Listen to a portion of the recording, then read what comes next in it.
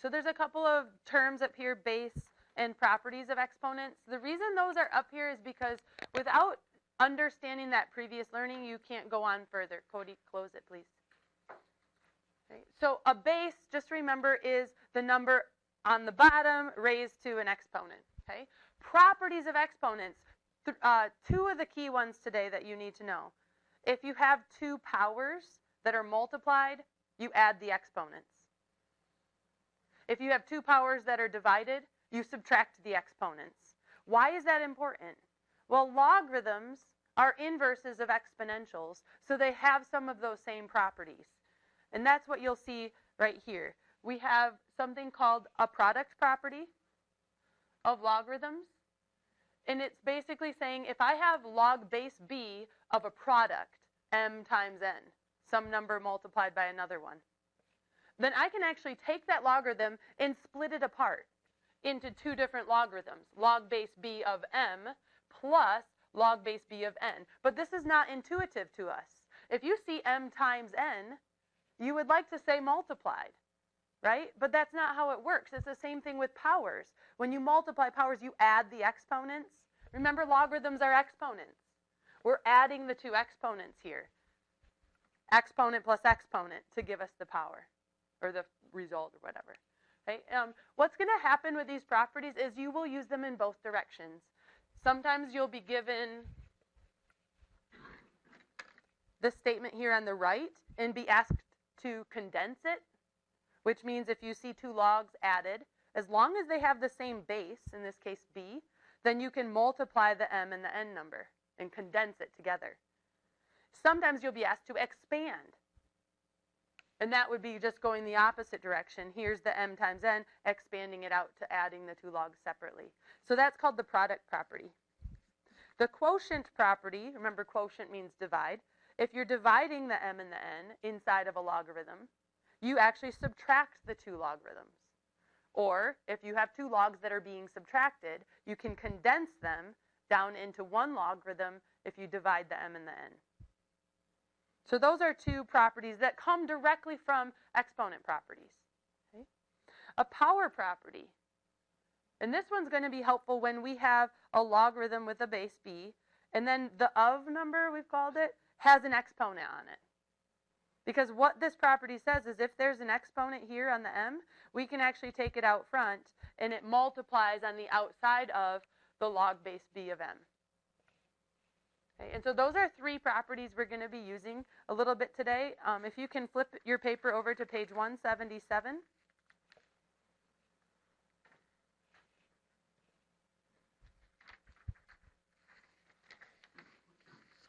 It says in exercise 1 through 4, use the fact that log base 2 of 5 equals 2.322. So somebody else got this information for us.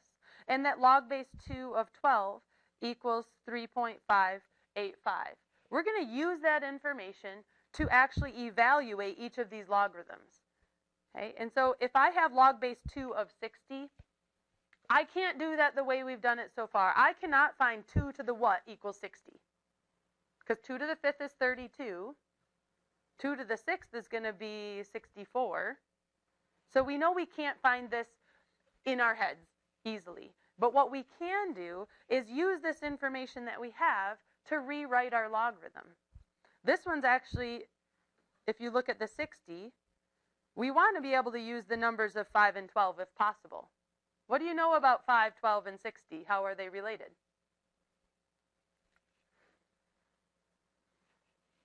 Could I subtract 12 and 5 and get 60? No. What can I do, Elliot? Good. 5 times 12 is 60. And so what we're going to say is that this is the same as log base 2 of 5 times 12. Why am I doing that? Well, I have a property now that says if I have a logarithm of a product, 5 times 12, I can split this up into log base 2 of 5 added to log base 2 of 12. That's the product property.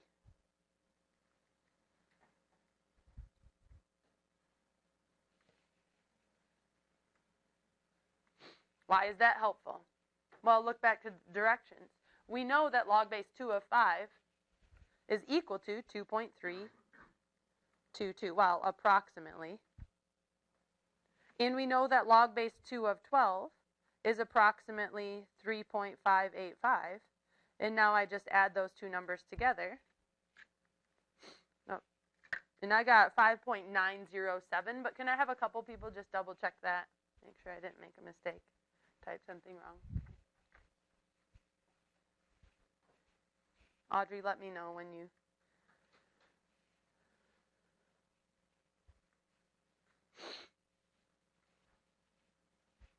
You have a calculator just sitting there? Okay. And notice I use the approximately equal symbol because this is not exactly equal, it's approximate. And now I can check this. If you take 2 and raise it to the 5.907, you should get approximately 60. So I am going to check that real quick. 2 raised to the 5.907 is about 60. 60.00 and then some numbers. Okay. The next one.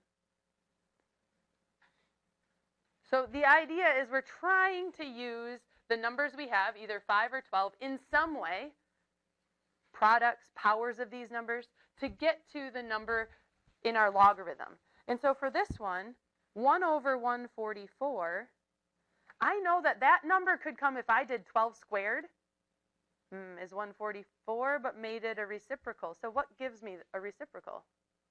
Hank? A negative. And so this is actually 1 over 144 is the same as saying 12 to the negative 2. And so I'll rewrite that instead of here, log base 2 of 12 to the negative 2. Because remember, 12 squared is 144. The negative makes it a reciprocal, so 1 over 144. How does that help me? Let's look back at our properties. Because this doesn't have a product, but it does have an exponent. Shannon? Okay, use the power property and bring the negative 2 out front. So negative 2 multiplied by log base 2 of 12. And that helps because we know that log base 2 of 12 is 3.585 because they gave us that information. And so then we can calculate 3.585 times negative 2 gives us negative 7.17.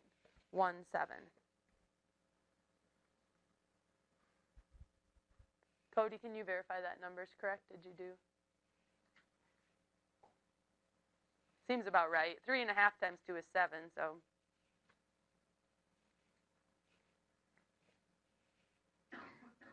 Okay. Is it good, Cody? Or didn't you check it? Okay. Next one. Log base 2 of 12 divided by 25. Well, we have a property that says if I have two numbers divided, I can just split them apart, but using what? Addition or subtraction? Subtraction. So this is going to be log base 2 of 12 minus log base 2 of 25. Do I know what log base 2 of 12 is? Yep, they gave that to us, 3.585. Do I know what log base 2 of 25 is? No, not quite yet. But I do know what log base 2 of 5 is, right? So I'm going to rewrite this 25 as 5 squared. So this will be log base 2 of 5 squared. And now what can I do with that? Cody?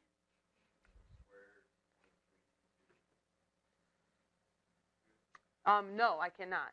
This is saying only the 5 is being squared, not the whole logarithm. Haley? Good. Power property says that the 2 comes out front. So instead of squaring, Cody, it's multiplying by 2. Log base 2 of 5. So that's a big difference, right? Multiplying by 2 versus squaring. And then we do have log base 2 of 5 as 2.322.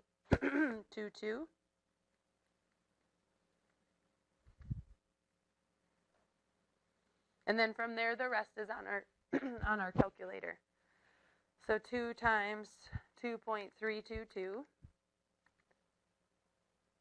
And then I'm going to take that away from 3.585.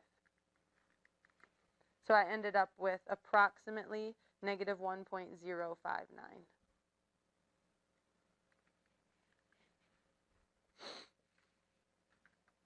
And I forgot to write down, this first step when we did it was the quotient property.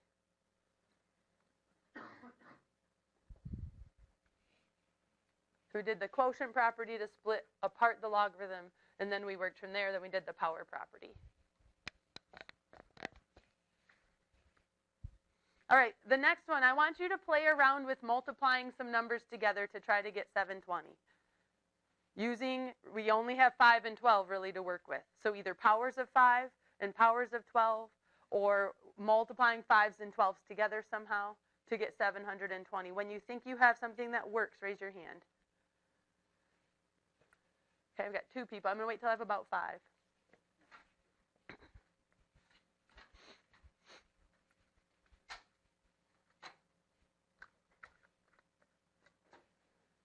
Okay, you can put your hands back down. I know who you are.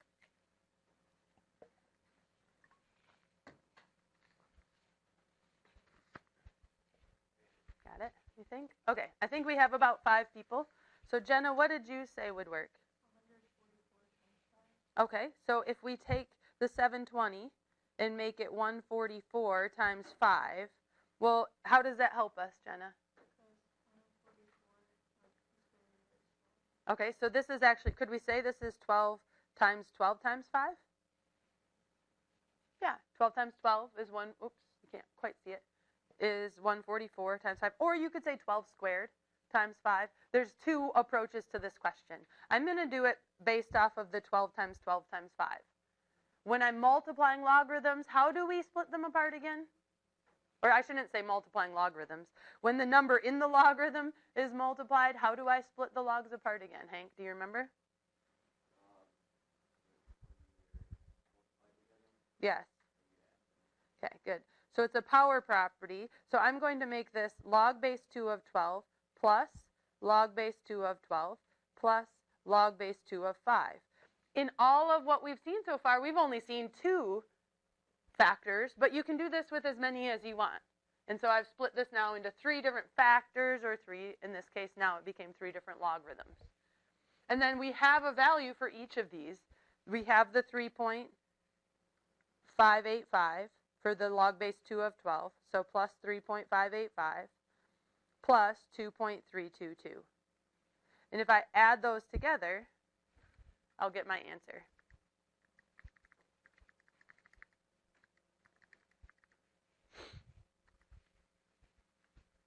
So 9.492 was what I got. Can someone else verify that